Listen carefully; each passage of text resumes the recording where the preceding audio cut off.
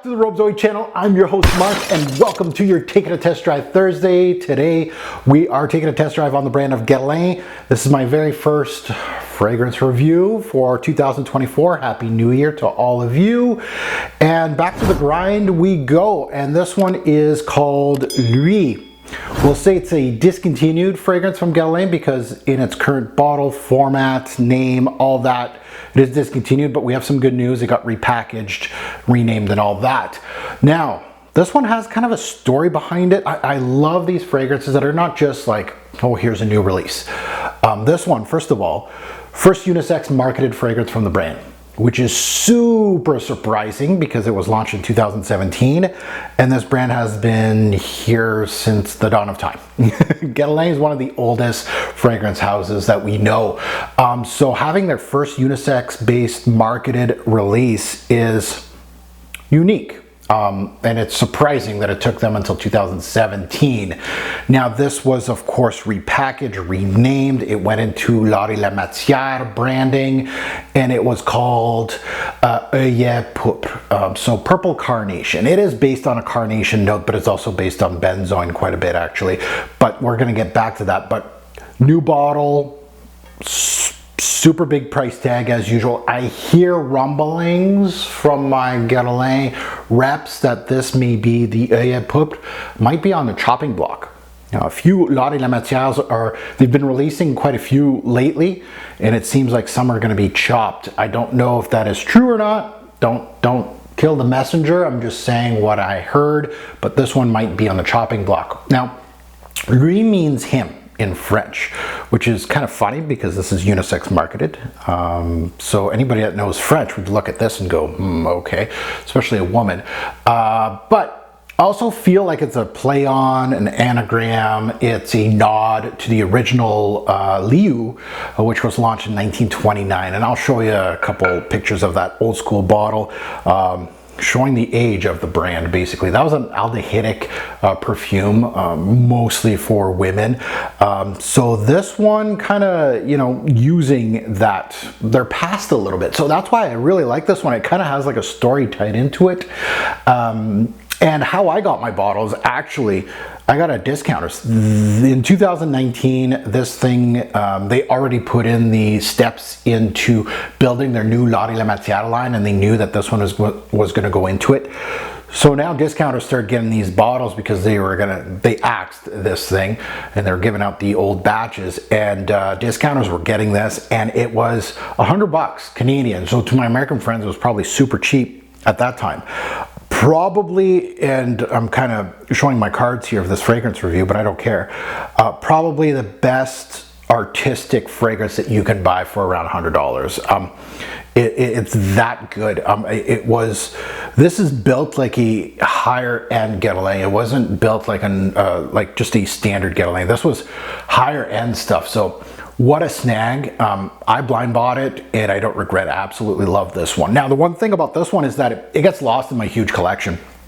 I don't wear it often, but when I do, and especially on this test drive, I started having aha moments, like especially on the first sniff, like when I start, okay, I'm gonna delve into this one. I kind of knew I was going into reviewing this.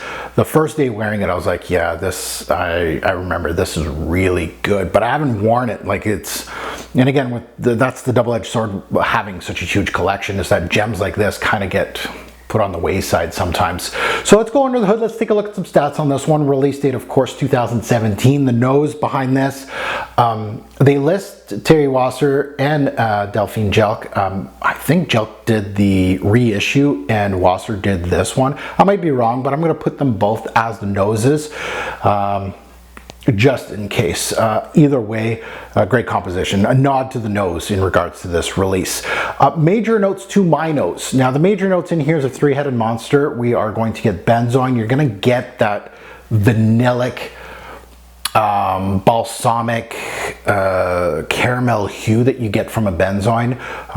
Really well done. Then you have some carnation here, and the carnation gives out its woody aspects. It's giving out some floral aspects, but it's also giving out cloves aspects, which it's a rather unique floral. And the third note is cloves. You're getting a good amount of cloves. So to the people that do like that note or dislike that note, have a aha moment here if you're going to test this one out. That is one note that is either a love or hate. So I am wearing it as my scent of the day today, as per usual, for a test drive, but I'm going to remind myself of this introduction here. Atomizer is okay on this one, but the opening of Oeillet. See, the first thing that comes to mind with this one, that pear is coming out. By the way, there's a pear note in the opening, but the opening of this fragrance gives you a certain polish to the scent. There's a smoothness to the scent. There's a classiness to the scent. There's a cleanliness to the scent.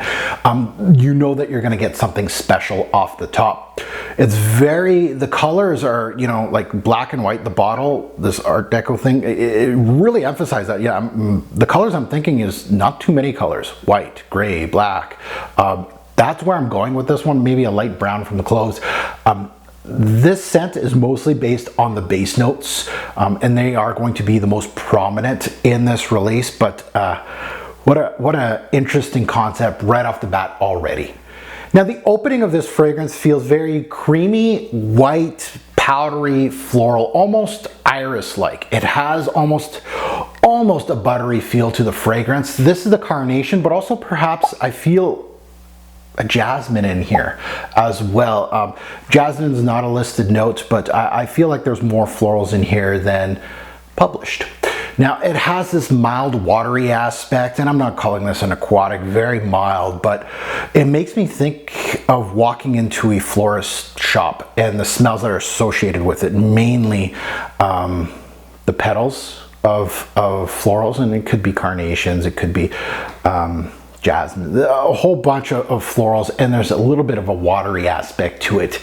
Now, we're going to get back to the carnation a little later, but this is paired with a mild, light pear note, which is unconventional as a opening note, as a fruity note.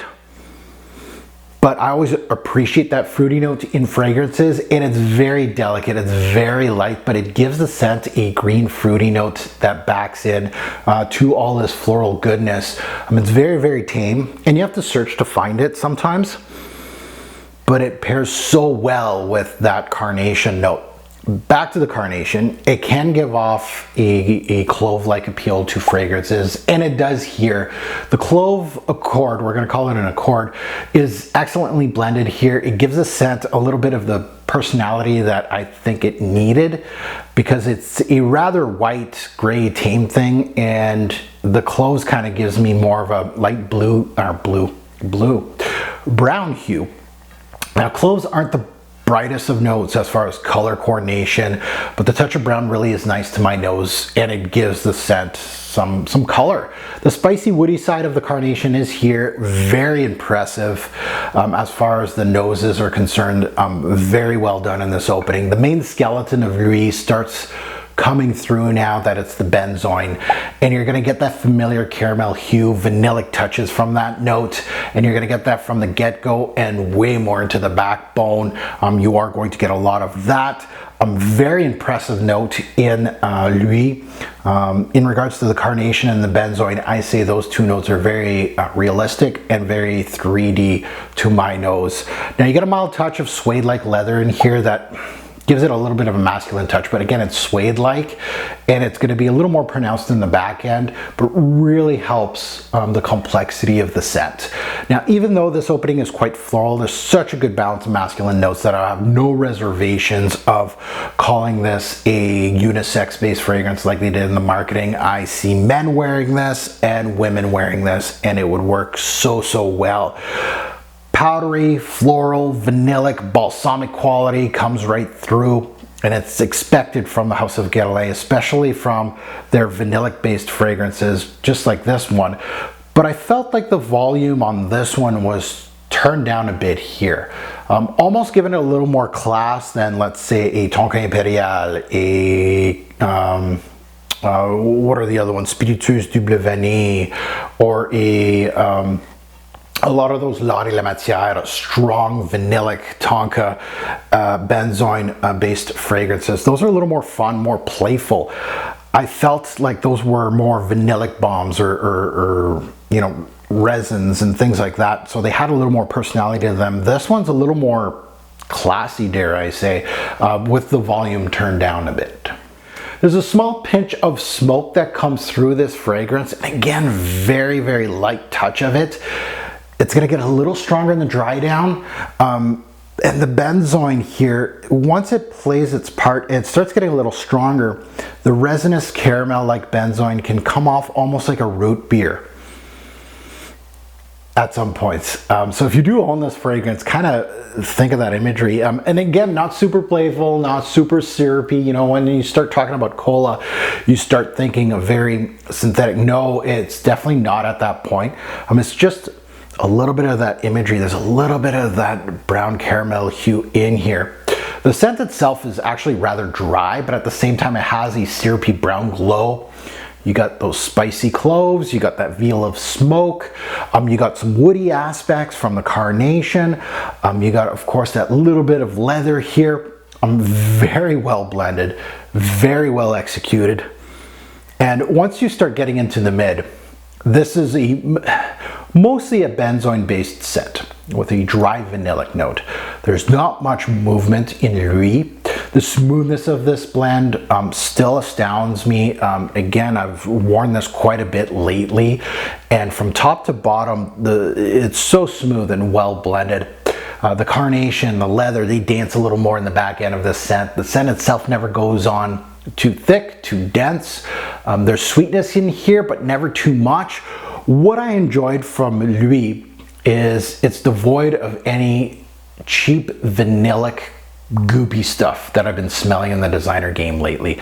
You know, I've been, where's my Le Male there it is, that gold bottle right there, that bish vanillic, and it's hard to compare this to that. This is worlds apart of what that is. That's terrible in regards to this, but it's really something that I enjoyed smelling after smelling a lot of those bish goopy vanilla things, and it really made me really appreciate the artistic side of fragrances.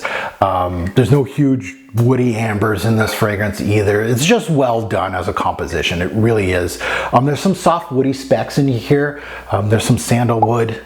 There's a smoky, and I think the smoke comes from a gaiac wood in here, which pairs with the leather, so it kind of gives the leather a smoky aspect. Some say the smoke is from an incense, but to me it's more part of a gaiac. I don't feel the smoke from the gaiac is very thin, and incense usually is more three-dimensional to me. The woods and smoke here balance out the sweetness and floral aspects, never going too gourmand, never going too floral, never going too vanillic, just right. Just right. That's where you start seeing talent of perfumiers. If I had to compare this to something, and I don't have my bottles here, but I do have them, one's up top here. Bois d'Armani is one from Guerlain, from L'Oreal Matière, that this gets very much compared to. Bulgari Black would be a Monardo based fragrance from Bulgari. Really reminds me of this just because of the vanillic tendencies, the smoke, among other. It's not, you know, rubbery. It's not as synthetic as Bulgari Black. It's actually really more about that carnation benzoin. So it's a very much I would say the same family and far cousins than anything else. Just to give you a comparable of this, that's where you're going to kind of put your mind frame to, like Bulgari Black. Okay, there's not much projection out of Bulgari Black. It's a very whisper quiet fragrance, but a very intriguing fragrance. That's where this is built upon. It's not a beast. However, it has those subtle complexities to it that is absolutely outstanding. Oeillet's a good one. Overall, a lot of things that I look at in fragrances are blend. Is it artistic? Is it unique? Is it worth the price point? And one of the main things that I absolutely love in fragrances, doesn't matter about my taste, is the blend. And the blend in here is exquisite. It's a very light scent, and we're going to get into that as far as performance goes, but it has bold imagery to it. there's a certain romance when I smell this scent. I mean, it really has a romantic feel to the fragrance. It's smooth, it's polished, it's high-end, it's simple, it's not complicated, but at the same time, there's hidden complexities. That's why Jean-Claude Ellena is one of my favorite perfumiers of all time, because there's hidden complexities behind the simplistic part of all of it. And I see that in Wasser's work and Demashi's work and a lot of perfumiers, that I see that those hidden pieces in their fragrances. And this one's unfortunately, you know, now that you know, this had an influx of YouTube reviews when it was basically discontinued. It was discounted, right? And then hush on YouTube. Even before that, during launch, there wasn't much talk about it because it was expensive. For 50 mils, I think it was American 180. I might be wrong, which is quite expensive. But you can smell the quality in it and why they asked so much. This is not a $100 Guerlain. This is not a sub $100 Guerlain. So let's get into seasons, day, night, versatility, and performance. Seasons. This has fall written all over it. You know, I'm wearing it in this Canadian winter here, right in the smack dab of it. Funny enough, for Canadian winters, like we had snow, we lost snow during Christmas time, and now we got snow again. Actually, today it's snowing, but it's not the Canadian winter I'm used to. The minus 40s are not here yet. Knock on wood. Let's not hope on that, but it's actually quite, you know, I had a really good time wearing this actually at the time. This would be good at the start of spring, especially, you know, these Canadian winters you had a lot of, and then finally the sun's out, but it's still cool outside and there's a little bit of wind. This is perfect for that. The carnation would work so well in the spring. Day or night, I think either or. I see that there's some mystery in this, and this is where I say it's unisex, because a woman wearing this with a dressed up, we're going out to a really fancy restaurant. This, for her or him, or both, it would work. So day or night. Versatility, fairly average. I don't see any real big restrictions on this. You can wear it, dress it up, dress it down. Most seasons you can wear this. And so the versatility is fairly average. I don't see anything too crazy here. As far as performance go, and this is where a lot of people knock this fragrance. It seems like everybody needs monsters in performance or it's not good enough. I understand. But the performance is still good. I get 6 to 8 hours as far as longevity goes, which is a little below my 7 to 9 that I want for basically every fragrance. And a lot of fragrances do fall below that V that I call, but this is not well below. This is 6 to 8 hours, so it's just a little less. And projection's below average. So that's one thing about this, is that it's a close quarter scent. Again, like a date night scent. This is exactly what I'm looking for as a fragrance. I don't want to be the guy that engulfs the whole room. You know, I already got my date. We're going out. That is the best way to wear this fragrance personally. So my final thoughts on Lui by Guerlain. So now this is going to go into go right above my head here with the rest of the Guerlains and wait for its full-fledged review. I can't wait for that day. It's going to be a long time from now, but still a great scent to dissect. For the past several days I enjoyed wearing this one. So my final thoughts is it reminds me of something that would come out from the L'Art et la Matière line. So it's no, you know, it didn't surprise me that they rebottled it and put it in that line. It's classy, it's subtle, it's restrained, but quite beautiful as a scent. I feel like the original L'Art et la Matière line was, they had much thicker compositions as this, much sweeter than this. This goes right below them. Less playful, more classy, but still has that Guerlain vanillic touch to the fragrance, and it has that complexity to it. If I had to compare this to a designer fragrance, and this reminded me of this line from Christian Dior, the Dior Homme line. Dior Homme, more Dior Homme intense than anything, because it has the balance that a Dior Homme Intense would have. So just think about that as far as the quality of this fragrance and the classiness of this fragrance. If you really like DHI, and I'm not saying these are two peas in a pod, But if I had to compare it to a designer, that's exactly where I would be going with this one. I enjoy it. It's smooth, it's well balanced, it's easy to wear, it's cozy, it's comfortable. It's an excellent scent. That's all I have to say. I really enjoyed my testing with this one and kind of get reacquainted. You know, I bought this in 2019 when I got a real heavy discount, and I'm so happy I got a bottle of it because it's a gem in the Guerlain collection that I have. So now I'm done with this one. Please hit us up in the comments below what you think about this one or the new one, Oeillet Poupre from the line. I don't hear that they've butchered it or anything like that, so I'm assuming it's the same scent. But again, I'm hearing those rumblings that they're going to cut a couple Latte La Matière, and this one is on the chopping block. Hopefully not. It is a really good scent. So let us know in the comments. I love reading those people that have tested this or own a bottle from way back then. Love to hear your thoughts. And as always, a great pour fragrance will make a lasting impression. Choose your scent wisely. Thanks for watching, YouTube. Have a good one.